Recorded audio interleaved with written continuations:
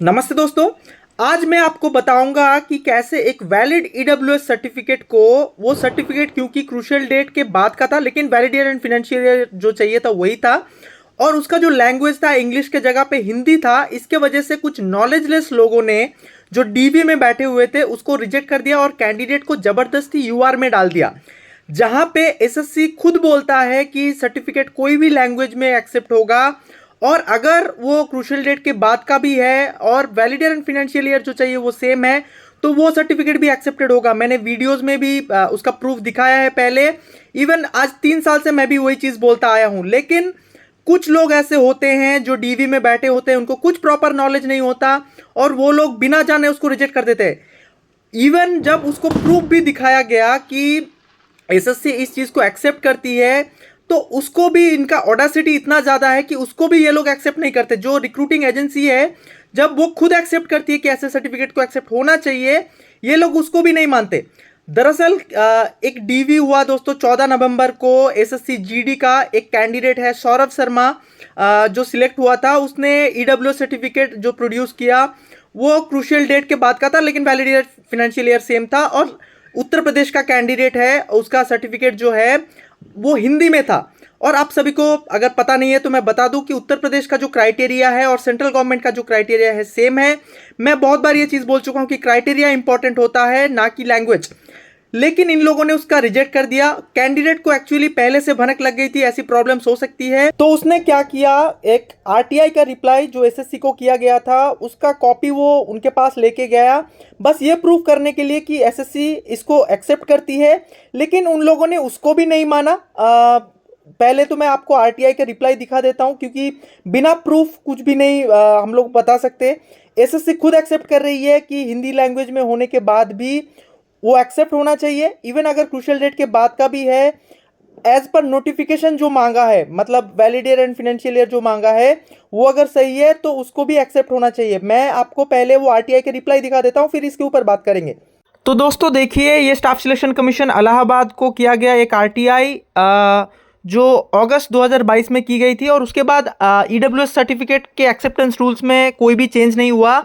यहाँ पे कैंडिडेट ने क्वेश्चन पूछा है कि यूपी का जो क्राइटेरिया है वो सेंट्रल के साथ है, सेम है, और जो हिंदी का फॉर्मेट है वो एक्सेप्टेबल होगा कि नहीं। यहाँ पे एसएससी उसको रिप्लाई दे रही है, both formats of EWS certificate is acceptable subject to validity of the certificate as per the notice of the examination. मतलब जो एग्जामिनेशन नोटिस में दिया है उसके साथ अगर मैच करती है तो वो सर्टिफिकेट वैलिड है। और बोथ सर्टिफिकेट, इसमें ध्यान दीजिए, बोथ सर्टिफिकेट्स आर एक्सेप्टेबल, मतलब अगर हिंदी फॉर्मेट में है वो भी एक्सेप्टेबल है।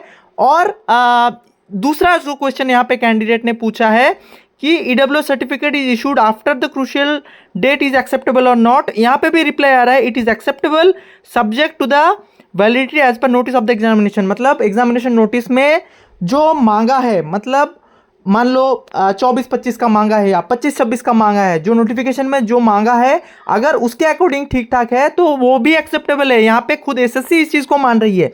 लेकिन जो डीवी में लोग बैठे हुए थे इनको प्रॉपर कुछ आइडिया नहीं होता, इसके वजह से इसका जो ईडब्ल्यू सर्टिफिकेट है उसको रिजेक्ट कर दिया, जबरदस्ती इसको यूआर में डाल दिया। अभी इस कैंडिडेट को अगर जॉब नहीं मिलेगी, मैंने तो क्लियरली इस कैंडिडेट को बोला है कि भाई तुमको अगर इसके वजह से जॉब नहीं मिलती तुम सीधा कोर्ट केस कर सकते हो, क्योंकि कुछ लोगों को ना लेसन देना बहुत इंपॉर्टेंट होता है।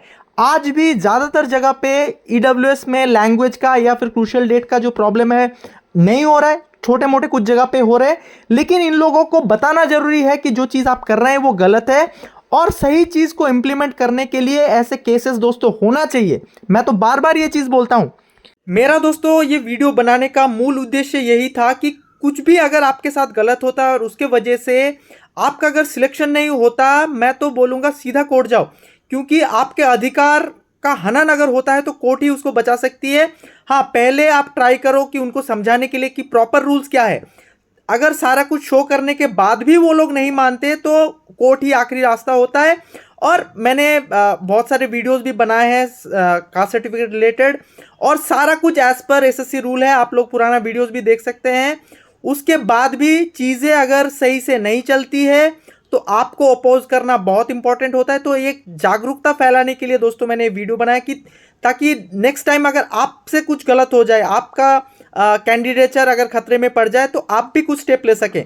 बस इतना ही दोस्तों बताने के लिए वीडियो बनाया। अगर वीडियो अच्छी लगी तो वीडियो को एक लाइक और चैनल को सब्सक्राइब कर देना, दोस्तों के साथ भी शेयर करना। ये अवेयरनेस क्रिएट करना बहुत ज़रूरी है। आज के लिए इतना ही, बहुत बहुत धन्यवाद।